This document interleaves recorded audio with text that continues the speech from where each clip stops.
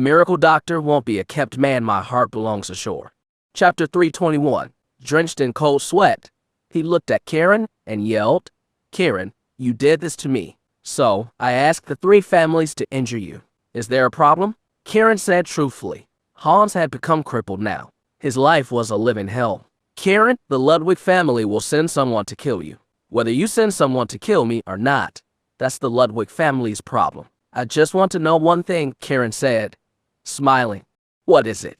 Hans asked hurriedly. "If you'll still be alive to see that day?" Kiran smiled faintly.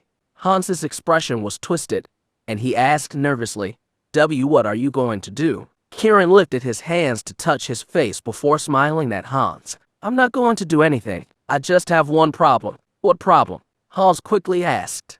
"I don't want to lose my wife." Kiran turned to look at Snow affectionately and said, "If someone else is always thinking of my beautiful wife, what would I do if she cheated on me?" Snow blushed all the way to her neck. Her tear-soaked eyelashes fluttered a few times, and there was anger in her eyes. What was this bastard talking about?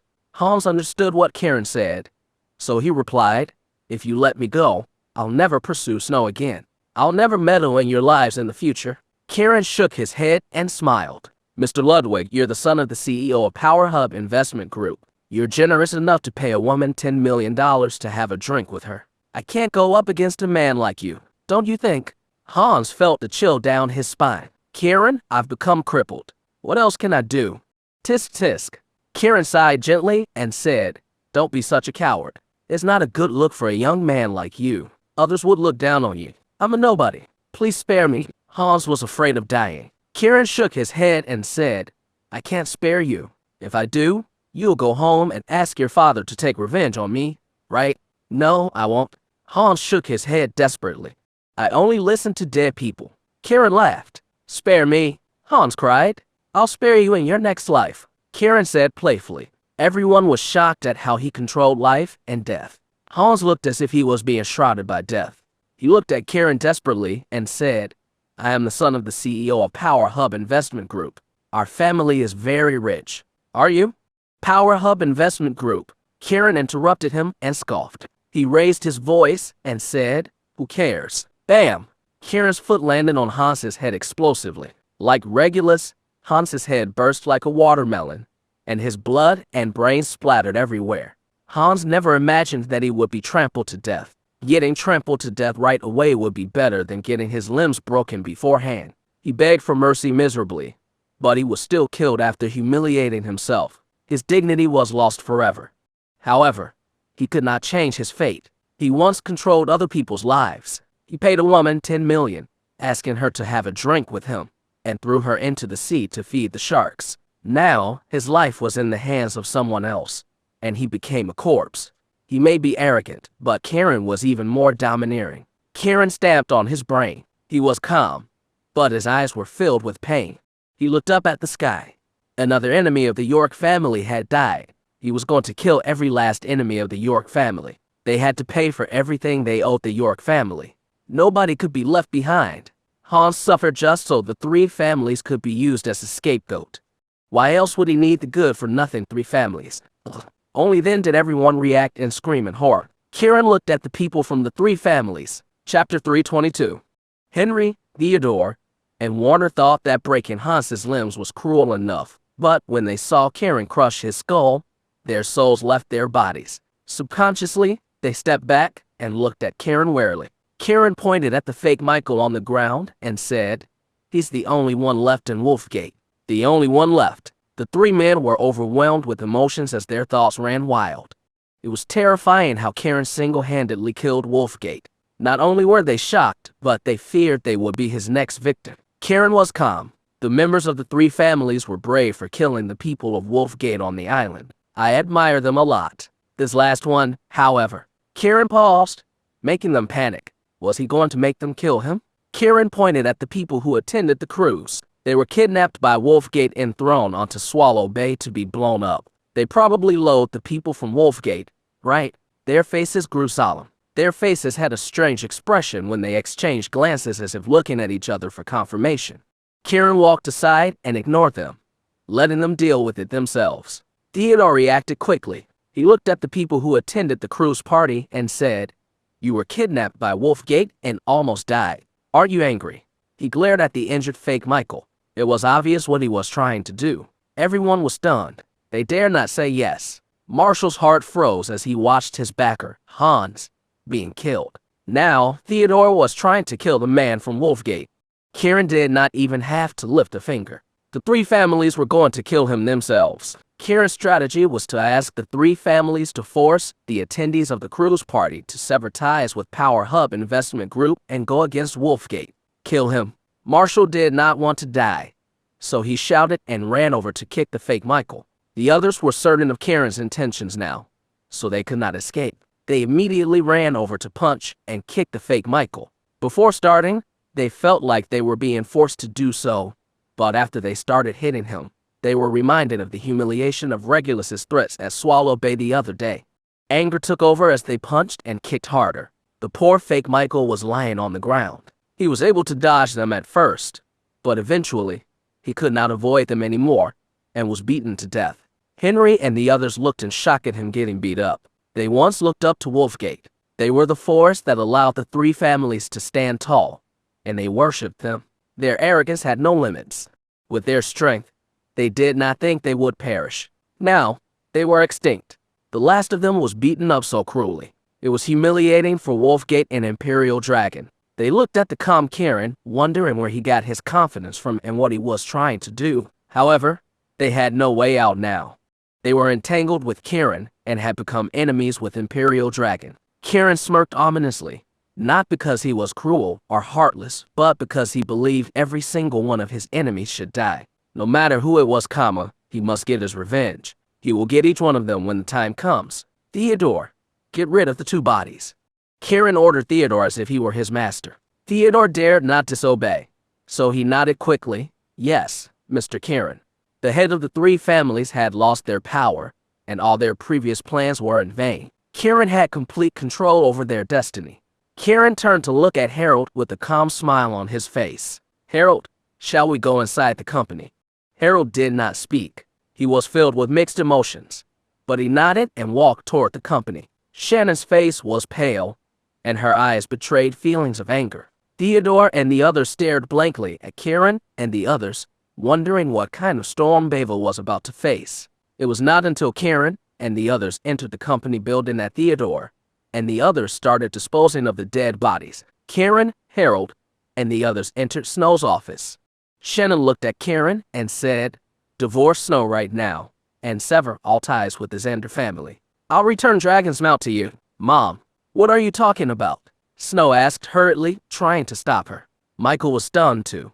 He looked at Shannon and said, "If it weren't for Kiran, I would have died in Swallow Bay. Regulus was going to kill me." Shannon's face was gloomy. She insisted, "You must get divorced." She turned to look at Harold and said, "Harold, do you agree?" Harold remained silent. Kiran was calm the entire time. Snow was so anxious that she was about to cry. She was deeply in love with Kiran. There was still one step left before they became truly husband and wife. How could they get divorced? Harold looked at Kiran and said, "Are you confident that you can deal with attacks from both Power Hub Investment Group and Imperial Dragon?" Michael looked at Kiran, but he did not answer. Then, he looked at Harold and said, "You know them." Harold nodded and said, "I've been investigating them for the past 20 years, so I know about Power Hub Investment Group. They're not that secretive, but Imperial Dragon seems much more mysterious and powerful." He paused for a bit and continued, "Now that you've destroyed Wolfgate, Imperial Dragon will come and seek revenge. Power Hub Investment Group will come seek revenge too after Hans was trampled to death. Whether it be through force or economic means, their retaliation is formidable. The three families and the upper class of Bayville are not reliable. They could betray you at any moment." Harold said with a stern expression, "So, he should divorce Snow. He can't have anything to do with the Xander family. The Xander family can't go down with the York family anymore. I won't get a divorce. I will be with Kiran through life or death," said Snow firmly. Kiran was moved, and his eyes were filled with affection for Snow. "Are you crazy? Have you forgotten that your father and I suffered 15 years for the York family? Do you want to be a widow staying married to that man?" Shannon scolded Snow. Michael looked at Shannon and said, I don't blame or resent the York family for what I've gone through the past 15 years. You're being too cruel. Divorce. They must get a divorce. Shannon was persistent. Kiran said calmly, I will not get a divorce, nor am I afraid of what you're worried about. On what basis? Shannon roared angrily. Chapter 323. Harold kept quiet. He looked at Kiran, waiting for him to explain. Shannon, I don't blame you for being angry. Kiran looked at Shannon and smiled. Don't call me Shannon. You're nobody to me. Shannon rejected him. I know you don't hate me. You just want to protect the Xander family. And you're scared that Snow won't be happy being dragged down with me, Kiran continued calmly. Since you know, then divorce right now. We'll become strangers. Your hatred toward them has nothing to do with us. Shannon looked heartless. Shannon, it doesn't matter whether we get divorced or not, Kiran said. You're the one who caused our family to suffer. Shannon burst into tears. Shannon, I understand how you feel, but Kiran is right. This has nothing to do with their marriage. The Xander family and the York family had always been linked together. If it weren't for our bond, the Xander family would have been wiped out 20 years ago too. Even if Kiran and Snow get a divorce, they'll attack our family too, Harold sighed. Then what do we do? Harold, for the past 15 years, Michael and I were treated like animals, but we endured it because we were together. What about Snow? If she's with Kiran, she will turn into a widow. Do you want her to risk a lifetime of happiness? Tears were streaming down Shannon's face as she trembled. Michael looked bitter. He kept quiet, but he was afraid of her daughter losing her happiness too. Snow wiped the tears off her face and said to Shannon firmly, Mom, I don't regret loving Kiran.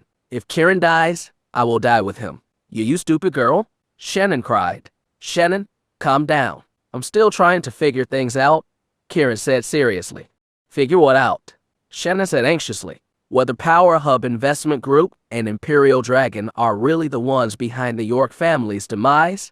Kiran answered solemnly. Why are you trying to figure that out? Don't you already have the answer? Shannon asked angrily. I only know the tip of the iceberg. Now that I've killed Hans, it'll be a good thing if Power Hub Investment Group sends people to get me. But it would be terrifying if they don't. Kiran sounded grave. Terrifying? Shannon asked in surprise and fear. Michael's face was solemn. Are you worried that there are more forces behind them that are even harder to deal with? Kiran nodded seriously. Harold nodded too. Kiran's methods may seem impulsive, but it's a necessary step to find out the truth. However, it's a big step, and there are many things that we can't know for sure. What do we do then? Snow asked nervously. I asked Harold to come here because I wanted to ask him something. Kiran looked at Harold, hesitating to speak. You want to know who is protecting the Xander family, right? Harold asked calmly. Kiran nodded and said, yes, I'm certain they are afraid of them, which is why they have never done anything to your parents. That's why they were trapped in Swallow Bay for 15 years without having their lives endangered. Harold looked happy. He nodded at Kiran and said, you're a smart kid. What does that mean? Shannon was confused, so she asked Harold. Kiran is right. For the past 20 years, the Xander family stood strong in Bayville. With the power of Power Hub Investment Group and Imperial Dragon combined, they could easily destroy us, let alone kill you in Swallow Bay. There could only be one reason why they never did. Harold stopped. What's the reason? Shannon was impatient to know. Who's protecting the Xander family? Michael asked. Harold nodded and looked at Kiran. I won't tell you what you want to know. What I can tell you is to move forward bravely. The Xander family will be fine. As long as you go all out and get stronger, the York family will be rebuilt. The other 3 family members of the Xander family looked at Harold, stunned. Kiran was the calmest one. Thank you for your reassurance. Harold nodded and said, be confident and bold. There's nothing to worry about. When you're strong enough, you will find out why they're protecting us. He looked at Shannon and said, now that you're back, you don't have to worry about anything else.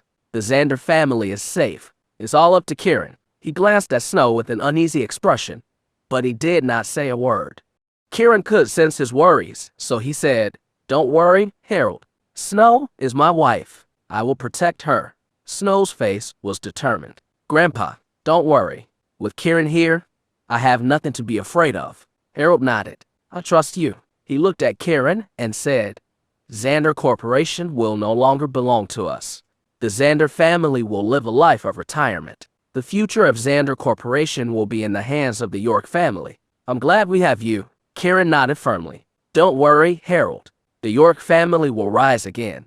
Harold got up and looked at Michael and Shannon. Let's head back. I want to enjoy my old age. You two should take care of your health so you can take care of your grandchildren in the future. Ha ha ha. Harold laughed heartily like a chess master who had everything under control. The situation was settled, and he was radiating confidence. Shannon was still worried, but Michael held her back. Michael looked at Kiran and said, Kid, take care of Snow. You can come home anytime. Kiran nodded to the kind-hearted Michael and said, Don't worry, Michael.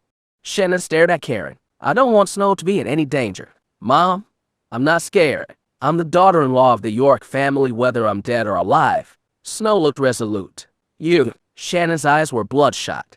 Kiran hugged Snow tightly and looked at Shannon. Shannon, don't worry. If anyone dares to touch Snow, I'll kill their entire family. A single sentence made Snow burst into tears. Shannon hugged Snow and said, The Xander family will always be your home. Mom, Snow cried. Kiran got teary-eyed. Michael pulled Shannon away and left. Kiran looked at them leaving with a full heart. He was alone, but he was not lonely because he was surrounded by love. The York family faced tragedy, but they were not tragic because they had the loyalty of the Xander family. Snow hugged Kiran's arms and looked at her grandfather and parents. Tears rolled down her face as she was overwhelmed with emotion. She knew the Xander family was a home she could never return to. The Xander family could not suffer for the York family anymore. However, she did not regret marrying Kiran. Kiran looked down at Snow. They loved each other deeply. Pluck. The harp suddenly sounded, and a murderous air filled the room. Chapter 324. Honey, it's playing again. Snow's pretty face was shocked, like she had just seen a ghost. Kiran smirked. It was the second time it happened. He smiled and said, Great minds think alike. What do you mean? Snow quickly asked Kiran. She found me, so the harp played. Kiran was calm. Found you? The woman who stole Neptune's Cove. Snow looked curious, but her eyes were burning with anger. Yes, the woman is a member of Imperial Dragon and Regulus's colleague, but she's not from Wolfgate. Kiran no longer hid it from Snow. Snow's expression changed when she heard that. She subconsciously grabbed Kiran's arm and asked nervously, Does she want to avenge Wolfgate? Is she? Kiran patted her hand gently and said, Don't be scared. Even if she doesn't come to me, I'll go to her. So you don't have to worry. You're going to find her? Snow was reluctant. I have something important to ask her. Kiran was thinking of Zara. He wanted to know who Lilian was and if she was Zara's daughter. He was secretly afraid that Lilian was his sister. I want to go with you. Snow was worried, so she grabbed him, refusing to let him go. You don't have to come with me. You need to figure out the development of the company in Western medicine. That's the key? I'm just waiting for the right chance. Do you understand? Kiran comforted Snow. Snow did not let go. Roman I. 1. Kiran touched Snow's face. You're the daughter-in-law of the York family. Where's the aggressiveness you had back in the day when we first got married? Fuck off. Snow slapped Kiran's hand and said, Aren't you worried that you've made too many enemies now? I've had many enemies from the start. Kiran touched his chin thoughtfully. He looked distressed, as if he was nervous. Snow nodded worriedly. Exactly. Your enemies are all fighting with me over you. Kiran teased quickly. Snow was stunned. She pretended to get jealous and said annoyedly, Go to hell. She picked up some documents on the table and threw them at Kiran. Kiran caught them and continued to tease. So many people are competing with me for you. I won't feel at ease until I make you mine. Snow had lost her mind, so she said without thinking, Do it now then. Now. Kiran opened his eyes wide. A look of can you take it was written all over his face. In the next second, he burst out laughing. Snow realized that she was blushing. Thinking back about those days, she was embarrassed. I'll jump. Snow turned around and ran toward the window. Don't. Kiran panicked as he ran over to pull Snow away. Snow was pulled into his arms and Kiran screamed at the sharp pain in his arm. Snow's hair was shaking with her head, afraid she was not biting him hard enough. Her strong bite made Kiran wince in pain. After venting her anger, she backed up and smiled at Kiran. Go to that woman. When your arm hurts, remember that you have a wife. She was proud of what she did. Kiran was secretly happy, but he pretended to be in pain. My wife is bullying me. Snow was happy to see him like that. Her laughter sounded like bells ringing, and she held his chin. Jerk.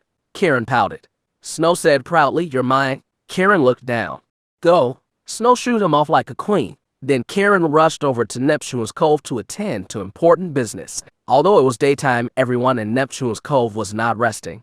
They stood quietly inside. Lilian was on stage, playing the Joyful Odyssey. It was a piece that should be played freely and naturally, but she was playing it angrily with murderous thoughts in her mind. Lauren stood next to her, overwhelmed with emotion. At first, she felt like 1,000 troops were attacking her. Then, she felt an unstoppable force coming toward her as if she was caught between life and death. Everyone else already went pale and was trembling, unable to bear the powerful momentum. Pluck, pluck, pluck. The harp made 3 dull sounds. It was the 4th level, letting go.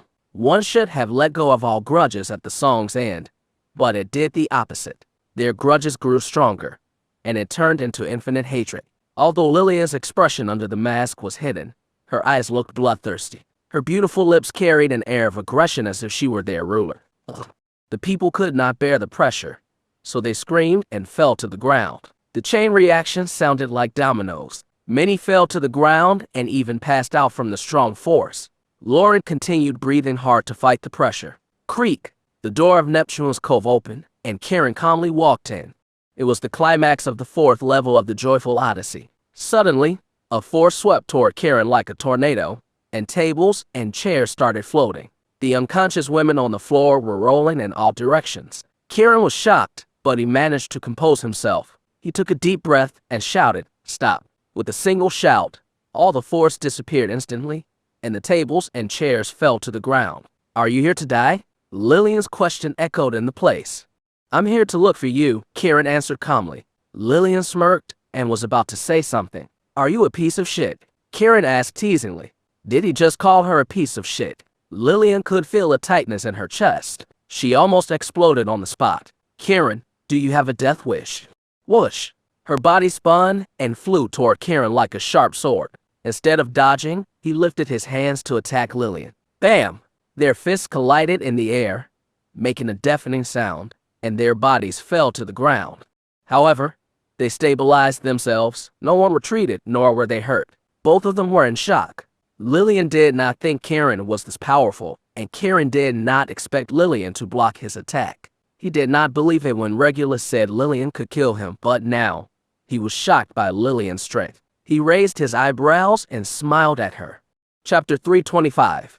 Lilian's mask had no expression, but her gaze was sharp and cold. She stared at Kiran and said, Do you feel a sense of accomplishment? Of course, Kiran said confidently and casually. What a fool. Lilian sounded disappointed. There's something wrong with your character. Kiran suddenly laughed. What do you mean? Lilian was confused. The way you said that made me think you care for me and worry for my safety. Kiran smiled. You're overthinking. You'd be better off dead. Lilian's heart skipped a beat as she blushed under the mask. Is Nimbus Hollow's Imperial Dragon's headquarters? Kiran sought verification. Lilian's eyes betrayed her shock, but she quickly regained her composure. You're overthinking, Kiran. If Imperial Dragon was that easily discovered, would they still be this mysterious? Since you're a member of Foxgate, you can just tell me. Kiran stared at Lilian. HMPH. Regulus is a coward for telling you that before he died. Lilian was angry. Kiran smiled. I think he's smart. Smart. Lilian sneered. He'll die anyway. If he spills more information, I'll be more impatient to go looking for Imperial Dragon. Then you all will kill me to avenge him. Doesn't that sound smart to you? You're right. He's much stronger than you are anyway. I wonder what is wrong with the York family genes that made you stupid enough to kill Wolfgate and Hans. Lilian was sharp-tongued as she showed him no mercy. Although Kiran was furious, he remained calm. Doesn't that make you an idiot too? What did you say? Lilian was furious. You and I are enemies. Not only are you not making a move, but you let me practice the Joyful Odyssey. Doesn't that make you a fool? Shut up, Lilian shouted. Her body flew toward him like a sword again. Kiran did not hesitate to fight back. Their fists collided again, and they stepped back. Once again, it was a tie. Lilian? Kiran suddenly shouted her name. Lilian was petrified when he said her name. She looked at him and trembled. It seems like Regulus was telling the truth. Your name is Lilian. Kiran was calm. Do you not have anything better to do? How is that supposed to help you? What's the difference if you know my name or not? Lilian regained her composure and sneered. Of course it helps. Kiran looked grave. How? Are you trying to know my name and how I look so you can abandon your wife and pursue me instead? Lilian said disdainfully. Pursue you in your dreams. I will not be in love with any woman except for Snow, Kiran said calmly. Lilian was fuming, but she kept her cool and looked at Kiran. She said coldly, you're not that stupid after all. Not every woman in the world is as stupid as Snow. That's not true. I think there's someone else even more stupid than Snow. Kiran laughed. Snow asked anxiously. You? Kiran pointed at Lilian. Me? Lilian asked angrily. Kiran nodded. You're even more foolish than Snow. Ha! Are you mad or just plain stupid for having such thoughts? Lilian sneered. Kiran shook his head. No! It's because it's in your genes. What? Lilian was furious. She clenched her fists, cracking her fingers. Zara was a stupid woman, which makes you a stupid woman. Kiran stared at Lilian. Kiran, you're dead. Lilian ran toward Kiran like a meteor. Kiran did not fight it. He turned to dodge her and said, Is Zara dead? Kiran, I'll kill you today. Lilian was furious. Her moves were sharper and more ruthless now. Instead of fighting back, he dodged left and right, looking at the angry Lilian. Where's Zara now? I'll tell you after I kill you. Lilian's attacks got even more brutal. Kiran dodged her without fighting back, talking about Zara all the time. Lilian was fuming, unable to figure out what on earth Kiran was up to. Soon after, she found herself breaking into a sweat from her intense anger and forceful attacks. As time went by, Lilian's attacks got slower and slower. Kiran smirked. His plan to tire her out had worked. He shouted suddenly, Zara is dead. Lilian trembled, and there was a wave of sadness in her eyes as her attack slowed down. Bam! Lilian felt a force coming her way. Her head tilted backward, and her hair flew. Her mask shattered into pieces and fell to the ground. Lilian screamed and covered her face with her hands, but Kiran already got a good look at her. She had an oval-shaped face and silky smooth skin. Her eyes looked like pools of lacquer, and she looked otherworldly. Every frown and smile exuded an indescribable beauty. She looked beautiful but not overly seductive, like a peony about to bloom. Her charm and grace were unparalleled. Less is more that perfectly describes Lilian. Lilian looked ethereal compared to Snow's prideful face. Kiran was slightly taken aback by her beauty. Complex feelings reflected in his eyes. That woman looked nothing like him, so she could not be his sister or the daughter of his father and Zara. What kind of relationship did his father have with Zara? Kiran's mind was in chaos. He was even more confused now. Lilian stood up and knew there was no use covering her face now. She simply removed her hand and looked at Kiran. Do you want to see my face that bad? Why don't you take a picture and hang it beside your bed when you get home? Do you look like Zara? Kiran asked reluctantly. I won't tell you. Lilian refused. I'd like to add a condition to our fight tomorrow, said Kiran. What condition? Lilian's cheeks went cold. If I win, you will tell me about Zara, said Kiran, staring at Lilian. If you lose, will you agree to my condition? Lilian stared at him and asked the same. What is it? Divorce Snow, Lilian sneered. That's unacceptable. Kiran refused right away. If you refuse to accept my condition, I refuse to accept yours. Lilian refused ruthlessly. Kiran stared at Lilian and said, If you're not telling me, don't blame me for showing no mercy. He glanced at the other women from Foxgate. I can't tell you the same thing, Kiran. If I want to kill you, you won't be able to stop me. Lilian did not back down. Kiran looked at Lilian coldly as the intention to kill surged inside of him. Chapter 326. Bring it on. Kiran shouted and stared at Lilian. Let's see which one of us will die. His cold and murderous aura caused the temperature to drop in Neptune's Cove. Lauren and the others looked at Kiran and Lilian anxiously. Lilian's anger erupted like a volcano. You bastard!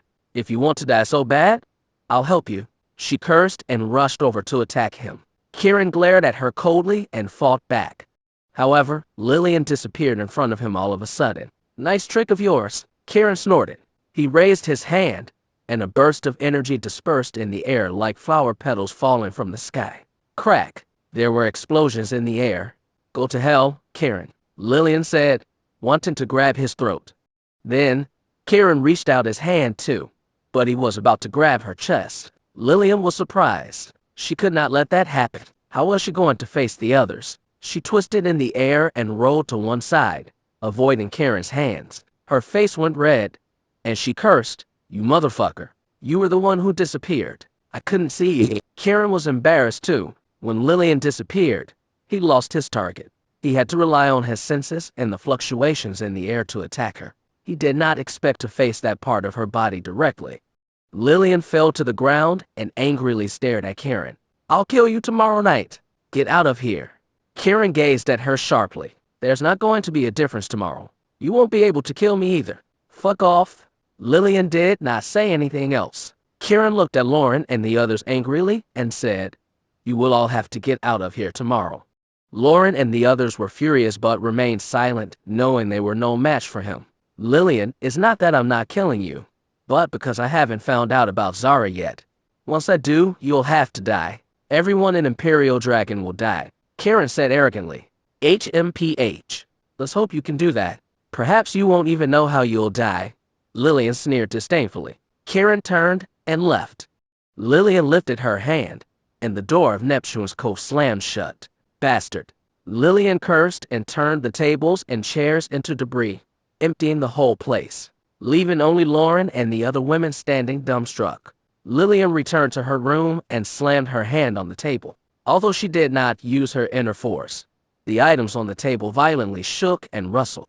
Her pretty face was filled with a bloodthirsty expression. She wanted to kill Kiran. However, her master's words kept lingering in her ears. "The York family only has one son. If you meet him, you must protect him. If possible, give birth to his child." Slam. Lilian's hand slammed the table and said, "I'm sorry, master. I can't keep your promise. I must kill Kiran. He deserves to die." All Lilian could think about was killing Kiran. She wanted to tear him to pieces. Cruel, arrogant man. You have no idea about the severity of the situation. Lilian kept cursing him in her room. Unaware of her curses, Kiran returned to Xander Corporation. At the Ludwig's house, Zachary was kneeling, with blood coming from his nose and mouth. He looked miserable. There were even fallen teeth on the ground. The butler of the house, Wendell Lopez, was so angry that his chest was heaving and his forehead was sweating. "Trash.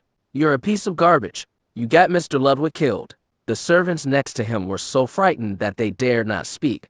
Not long ago, they received news that Kiran killed Hans. They heard his limbs were broken and his head crushed. They trembled and got goosebumps all over after hearing how he died. They were not afraid of Kiran, but how he died was just absolutely brutal. "Zachary, if you don't make any new discoveries during your trip to Dragon's Mount in 3 days, the entire Simmons family will die with you." Wendell gritted his teeth and said, "Don't worry, Mr. Lopez. I'll get it done," Zachary bitterly promised. "Drag him out." Wendell shooed him away with disgust. Immediately, people came forward to drag him out. Wendell took 2 deep breaths and looked at the old man beside him. "Mr. Green, what do you think of Kiran's skills?" Although Hans was not considered an expert in Bayville, if he could break all his arms and legs, Kiran was highly skilled. Gregory Green's thick eyebrows twitched slightly as he said thoughtfully, "HMPH. That kid must be insane to kill someone so cruelly. He must have a death wish." Wendell was furious. "We either kill Kiran and apologize to our master, or we go apologize to him directly," Gregory suggested. "How about we take a detour, Mr. Green?" Wendell asked for his opinion. "Sure." After Gregory said that, his body shook as if a gust of wind was blowing at him. A tooth that Zachary had lost levitated and popped. It was embedded into the wall. Wendell's eyes sparkled. He looked at Gregory and said, "You've gotten stronger. We can't compare to the other members of the family. We can only find solace in chatting," Gregory said modestly. "Mr. Green, you're being too modest. With your current strength, you can easily surpass them," said Wendell. "Let's not think about that. We need to avenge Mr. Ludwig," Gregory said softly. "How dare the descendant of the York family still be alive 20 years later? Let's seal the fate of the York family once and for all," Wendell said coldly.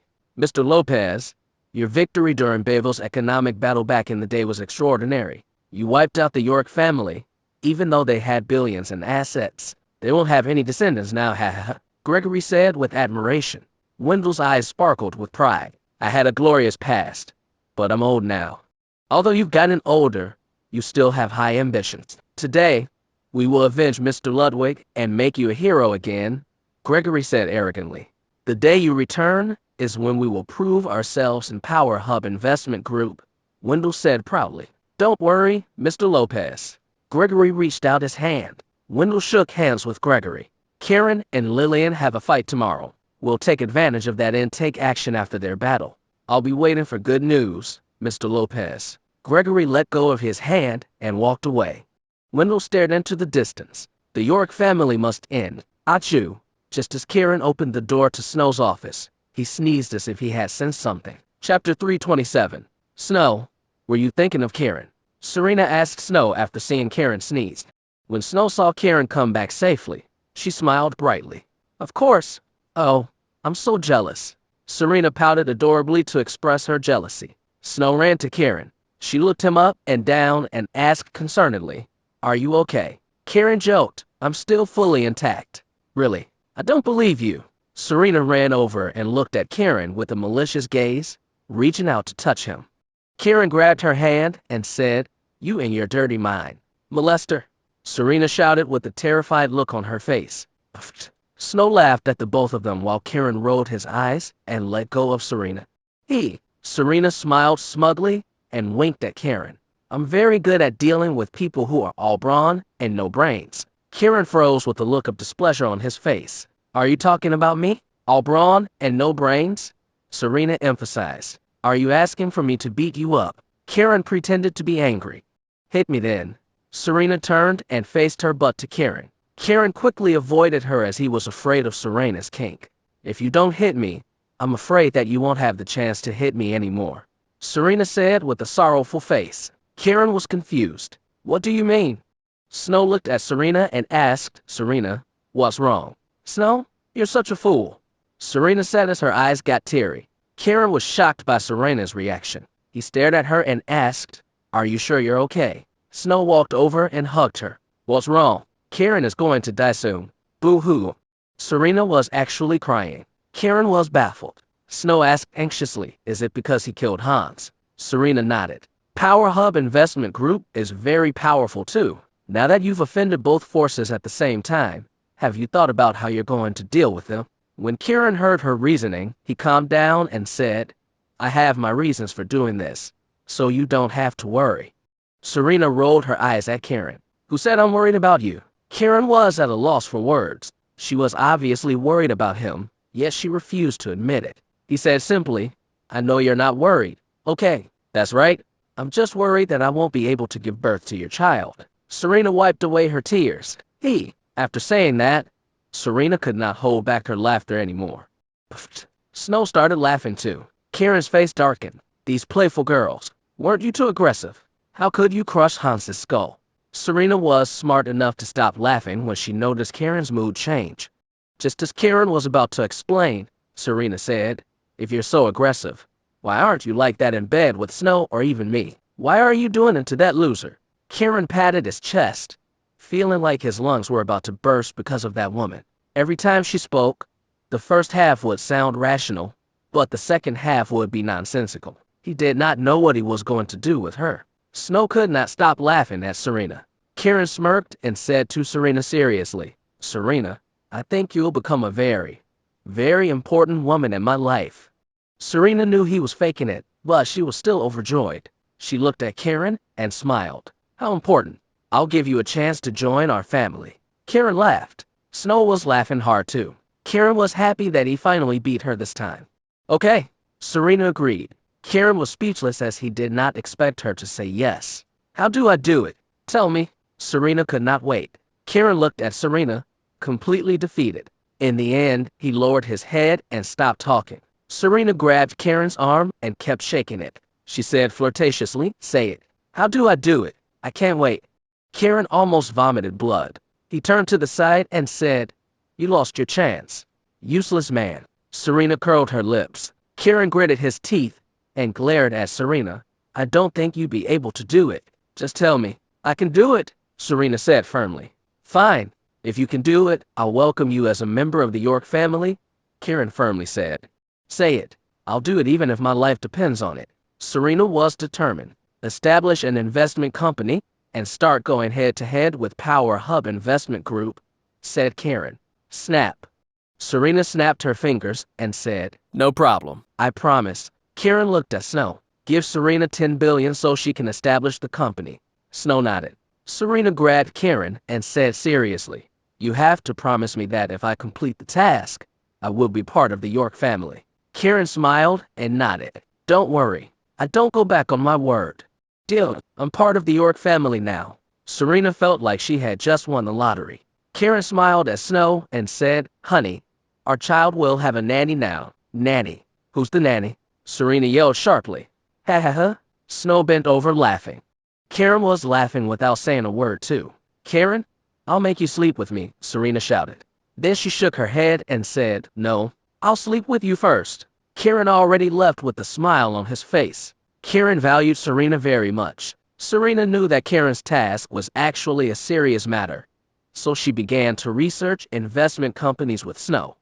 Kiran was making a comprehensive blueprint of Bayville while Snow was developing their Western medicine industry. This was the direction of the York family's future development. Serena's investment company would be a direct contender for Power Hub Investment Group. The competition between Yvonne's cosmetics company and Blooming Group would continue creating conflicts between Power Hub Investment Group and the three families. The turbulent days of Bayville had just begun. Kiran was looking forward to it. He went downstairs and started giving Onyx and his men instructions to determine the final 7 people who were going to compete tomorrow. The 7 people Kiran selected were once again given practical skill instructions and guidance. By the time he finished, the sun had set. Just then, his phone rang. It was Rain. Chapter 328. Rain. Kiran answered the call with a smile. Kiran, Mom made some good food tonight, will you and Snow be coming back for dinner? Rain asked him smilingly. There was a complex feeling in Kiran's heart. When he realized that this was what home felt like, his heart was full. We'll be back right away. Okay. Rain hung up the phone happily. Kiran was about to go upstairs to call Snow, but he saw that she had come down with Serena. Kiran waved to the both of them and said, let's go have dinner. Kiran, do you have any plans after dinner? Serena asked loudly. Kiran turned around to go to his car, but hearing Serena's words, he staggered and almost fell. I heard that a full stomach will lead to lustful desires. No. Serena giggled. It would have nothing to do with you, Kiran said with a gloomy expression. Serena smirked and said, tisk. We'll see what happens. Sooner or later, you'll fall for me. Kiran wanted to refute her, but Serena said, I won't third wheel anymore. She waved her hands at the two and proudly opened the car door before driving off. Snow shrugged at Kiran, who sighed in relief. So, are you having a heart attack? Kiran glared at Snow. How are you not jealous? What's there to be jealous of? We're not officially husband and wife yet, so I can use other women to test your character. If you turn out to be a playboy, I can still cut my losses. Don't you think so? Snow chuckled. Kiran was speechless. He stared at Snow and said, you're plotting against me too. Tisk. How is this plotting against you? You meet up with other women and even hug Yvonne. Have you ever thought about my feelings? Snow was not backing down. Weren't you just acting? If not for my acting, you would have become a eunuch by now. Snow showed no mercy. Kiran was completely defeated. He looked at Snow and said, you're really something. I admit that I was wrong. Are you happy now? That's more like it. Snow hugged Kiran's arm like a happy little kid. What are you going to treat me to tonight? Jealousy. Kiran snapped at her. Tisk. I don't get jealous easily. I bet you get jealous all the time. Snow said arrogantly. We're going to have dinner at Margaret's house tonight. Rain just called me. Kiran stopped teasing. I'm jealous now. Snow pushed Kiran's arms away and pretended to be angry. I thought you didn't get jealous. Kiran smiled. I get jealous whenever I want to. 2 words. Free will. Snow folded her arms in front of her chest and said angrily, I owe Margaret too much. I can't even begin to describe how I made Rain feel. But she's just a sister to me. Kiran said truthfully. Who knows if she would be your wife? Snow said, pretending to be jealous. Don't say that, or I'll actually think of her as my wife. Kiran said that to annoy Snow. You. Snow punched her fist at Kiran. but he already got into the car. Snow followed him into the car, but she looked at him coldly and said, "If you dare get together with another woman in this lifetime, I'll castrate you." Her two slender fingers made a scissor motion. "You've got nice hands. Do you want to be a hand model? I can open up a company and find an agent for you," Kiran said jokingly. "Go to hell." Snow punched him in the shoulder. Kiran grabbed her hand and looked forward. "When the York family is rebuilt, I hope to live a life where we can joke around with each other every day. I'll do anything for you." Touched, Snow's body trembled, and she blushed. "I hate you." Kiran smiled. "I know you hate me. Why else would you be an ugly woman? Boo-hoo. If you dare say that again, I'll never give birth to your child." Snow was angry. Kiran kept quiet, but his face was full of joy. Snow felt like she was being too blunt. Since Kiran was the only one left in the York family, she held his hand and said, "I don't care if you like other women. I was just acting jealous just now. I hope the York family will become stronger too." Kiran nodded and smiled. Snow was disappointed. All men wanted was to have multiple women, and Kiran was no exception. "I was thinking we could have 3 kids, Kiran said suddenly, suppressing a smile. "You're such a pig." Snow laughed. "You jerk. Are you trying to kill me? I'm a miracle doctor. As long as I'm alive, you won't die too." Kiran held Snow's hand. "Those are just empty words." Snow's heart was full. The two of them laughed and bantered about during the entire car ride. It felt comfortable and natural. Snow realized that being with Kiran made her happy. When they got to Marina Breeze Court, Snow went up to change her clothes before going to Margaret's place for dinner. However, she did not hide from Kiran when she was changing. She even let Kiran watch her change as if she was trying to tempt him. Kiran knew what she was trying to do, but he did not say a word. Instead of feeling disappointed at his lack of response, Snow was glad. They went to Margaret's place, and Kiran went in using his keys. Rain was cleaning when they came in. She quickly smiled and said, "Kiran." "Snow." "Rain." Kiran and Snow said in unison. Snow took out a jewelry box and handed it to Rain. "This is for you."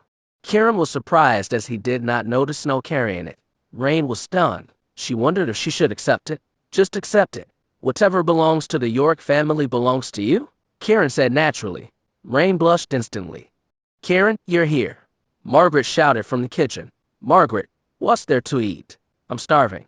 Kiran shouted while rubbing his stomach. When passing by the dining table, he picked up a rib and started gnawing. "Greedy." Snow snapped at him.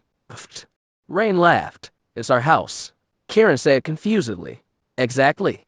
It's your home, so you can do whatever you want." Margaret brought out some soup and looked at Kiran affectionately, saying, "It wasn't easy for Kiran to be alone for so many years. He can have whatever he wants." Snow curled her lips at him and raised her eyebrows. How was it not easy for him? Kiran winked at her and smiled, communicating with her with his eyes. Chapter 329. Looking at her intently, Kiran told her, "I lived like a monk for 20 years on the mountain." Snow narrowed her eyes in response. "I can't let you live that way for another 20 years in bed. You want to become an old nun. I can't always find another man." "Prove it." "Go to hell." Snow could not stop herself from snapping at him. The instant the words left her mouth, she regretted them, for Margaret and Rain both glanced at her in undisguised astonishment. Kiran turned to them pitifully. "I have no place in this house anymore. I'm just getting bullied every day." Snow blushed and glared at him indignantly. "That's how it should be." However, Margaret only smiled and encouraged her. "Mom, I'm your son." Kiran sulked. Margaret laughed heartily. "I know, but Snow's my daughter-in-law too. That's not fair." Kiran huffed effectively. Margaret turned to Snow. "You need to keep an eye on Kiran. If his mom hadn't kept his dad on a tight leash back then, that man would have drowned in female attention."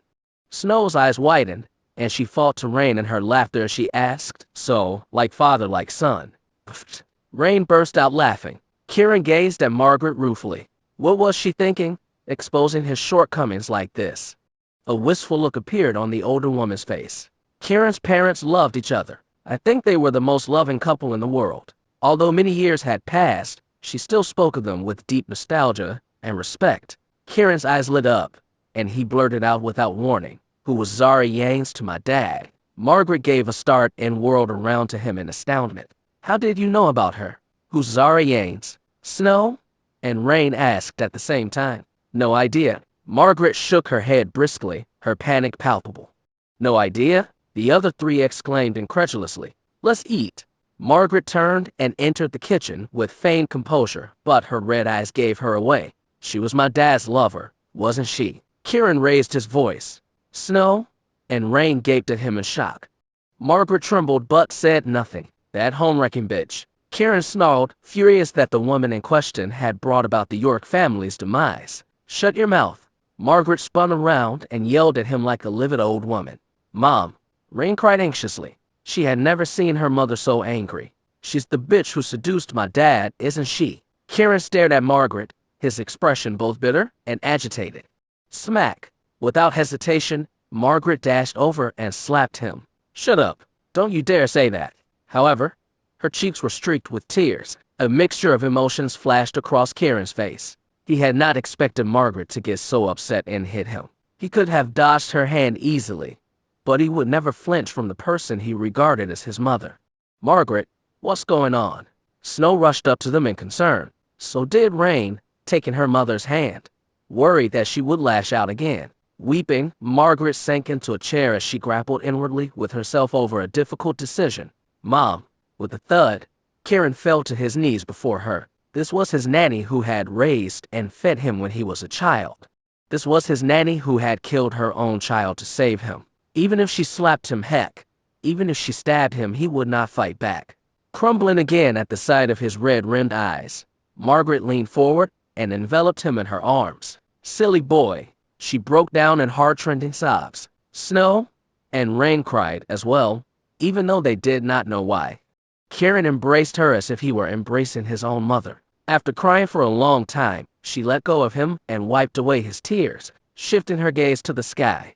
She murmured remorsefully, I'm sorry, Master. It looks like I have to tell Kiran the truth after all. Kiran quivered, so she was indeed guarding a secret, and expectation crept into his gaze. Margaret lifted her hand and caressed his cheek. Zara Yanes is your mother, silly boy. Huh? Kiran exclaimed, his eyes widening. Margaret nodded heavily in affirmation. She only revealed this secret to me when the York family fell. She also said that when you grow up, you absolutely cannot take revenge on the Imperial Dragon. They're too powerful for you to handle. You know about the Imperial Dragon? Kiran was taken aback. I don't know who they are, but those were your mom's last words to me. Was Zara Yanes really my mom? Kiran still could not believe it. Margaret nodded through her tears. Yes, she was the only woman your dad ever had, but she always hid her face under a mask. When she wasn't wearing it, she was known as Zara Yanes, your dad's lover. No one knew she was actually his wife. Kiran slumped onto the floor, dumbfounded by the information. The woman whom Regulus had claimed to be his father's mistress turned out to be his mother's alter ego. Why? He glanced at Margaret restlessly. Mom, what else do you know? I never knew this throughout all my years in the York family. It was when the family fell, and your mother took off her mask, that she told me. For a moment, she seemed lost in memory, and there was a faraway look in her eyes. Kiran felt as if his heart was being burned and pierced at the same time. He had cursed and loathed Zara all this time, only to learn that she was his birth mother. Why didn't she show her true face when she was with Dad? He asked. Margaret shook her head. I don't know. Kiran clenched his fists. He decided he would seek out Lilian and find out more from her. Wait, Kiran, there's something you should see. Margaret headed into her room. Snow and Rain helped to daze and shaken Kiran to his feet. Soon, Margaret came out with a colorful purse in her hands. Despite its age, it was as good as new and exuded a faint fragrance. Your mom gave this to me in her final moments. She said if I could keep you alive, I should let you open it when you grow up. After a pause, she looked at him. Despite all the poverty and hardship I endured for the past 20 years, I never opened it. Mom, I believe you, Kiran said tearfully. Margaret handed the purse to him as if she was handing him her most cherished wish. He accepted it with both hands. It was like holding the greatest treasure, his own mother, in his palms, filling him with fear of damaging or losing it. Go on, open it, Margaret urged. With shaking hands, he opened it. Chapter 330. Inside the purse was a piece of yellowed paper. After taking a deep breath to calm himself down, Kiran unfolded the paper, only to be stupefied by what he read. It was a marriage certificate. What shocked him most was the woman's name written on it, Lilian Yanes. The memory of her face came into his mind. She was no doubt a great beauty, a modern-day Helen of Troy, but that had nothing to do with him. He already had a wife, and it was Xander. Most importantly, he did not feel anything for Lilian. She was too imperious, and even more so than him. Noticing his expression, Snow drew closer curiously to look. At the sight of the words marriage certificate, her mind went blank. When she saw Lilian's name written on it, her brow furrowed. "Mom, let's just pretend this person never existed and forget about it," Kiran said hastily. Snow felt slightly relieved, but a hint of jealousy lingered in her. Rain was also crestfallen when she read the paper. Under her mother's influence, she had initially thought of herself as Kiran's wife, only for him to marry another woman. Just when she had finally adjusted her mindset and decided to face reality, they uncovered a marriage contract left behind by his mother for him. How could Kiran have such great luck with women? A moment of awkwardness fell over the room. Margaret, oblivious to the change in their mood, was curious about the content of the letter. What's written in the letter? Is it some kind of secret? Kiran was at a loss for an answer. It's not a secret. His mother got him another wife, that's all, Snow said sarcastically. Margaret's jaw dropped, and she instinctively glanced at her daughter. What about her? Rain turned red and quickly bowed her head. "Mom, I don't have time for romance. I haven't avenged our family," Kiran hurriedly protested. Rain rolled her eyes inwardly. How could anyone believe that when he and Snow were already living together as husband and wife? The most exasperating thing was that she often heard them flirting and bickering next door, even though her mother did not. Kiran looked sheepish. Snow patted him on the shoulder. "Let's eat. If you don't nourish your body, how are you going to find this wife of yours in the future?" Knowing she was taking a dig at him, Kiran opened his mouth ruefully to defend himself. "What I meant was, how are you going to get your revenge?" Snow corrected herself, sulking. Kiran knew better than to provoke her when she was jealous, so he kept quiet. "Snow's right. No matter what happens, we need to fill our stomachs first, so we have the energy to deal with our problems." Having regained her composure, Margaret moved to lay the table. Kiran hurriedly offered to help. Snow glowered after him. No wonder he had failed to reclaim Neptune's Cove karaoke. It seemed that Lilian was quite a looker. She was starting to think that, as his wife, she should be as aggressive as Serena, who had directly confronted Lilian. Although it had been a risky move, it had conveyed the message that she was not to be trifled with. She mulled over the issue.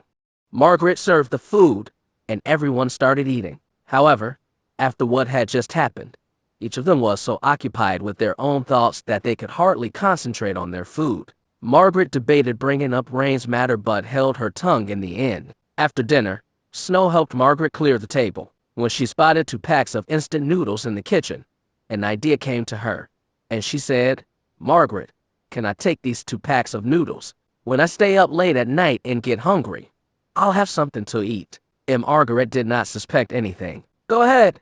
If you're hungry, you can always drop by. I'll make you food." "Thank you." Smiling, Snow picked them up. She walked out of the kitchen briskly and passed them to Kiran. "Take these home. Why do you even want to eat this stuff?" Before he could toss them aside, Snow said coldly, "If you throw them away, I'll buy an entire box." Kiran was perplexed. Next to them, Rain covered her mouth to stop herself from giggling out loud. She understood that this was Snow's plan to punish Kiran. Kiran was still clueless, so he held onto the noodle packs. After chatting with Margaret for a while, Snow dragged Kiran back to their home next door. They entered their apartment, and before Kiran could dump the instant noodles on a nearby table, Snow shouted, "Stop." He was startled. "What's wrong?" Snow placed the 2 noodle packs on the floor. At first, they were a little too far apart for her liking, so she moved them closer. When she was satisfied, she looked at Kiran and said, "Have you ever heard of kneeling on instant noodles?" He shook his head as a sense of unease crept into him. "What does that even mean?" Snow crossed her arms over her chest. "You married me just a few days after you cared to Baville. Serena and Rain yearned for your attention, Yvonne's head over heels in love with you, and now you found out your mom chose Lilian as your fiancée. I bet you're on cloud 9, aren't you?" Kiran immediately shook his head. "I'm not interested in all that." There was a pause on Snow's part. "Don't be so sure. A lot of great heroes have fallen to their knees for beautiful women, you know." Recognizing the underlying meaning of her words, Kiran smirked at her. "Are you jealous? You could say that." Snow blinked thoughtfully and added, I don't want my husband to cheat on me. I don't have time for that. If I did, I'd rather spend it on making babies with you, Kiran replied nonchalantly. Snow's heart fluttered, and her cheeks turned beet red. What did this jerk think she was, a baby machine? Nevertheless, she pretended to be annoyed. Enough nonsense. I just want to let you know one thing today. What? Snow raised her hand and pointed at the 2 packs of instant noodles on the floor. From now on, we're implementing this family rule. Family rule, Kiran repeated curiously. If you ever fool around with other women, I'll make you kneel on instant noodles when you come home, Snow declared domineeringly. Kiran stroked his chin, chuckling. Since it's a family rule, it should work both ways, right? What do you mean? Snow asked. It applies to you too. Kiran grinned. Screw you. I'm not a promiscuous woman. Snow hissed. Oh, I didn't know my wife was such a chaste woman. Kiran laughed. Kiran York, you? Infuriated by his teasing, Snow yelled and lunged at him. Instead of dodging, he simply opened his arms and caught her. I want to eat you up. You're disgusting. Snow whined and struggled against him, but soon her body went limp.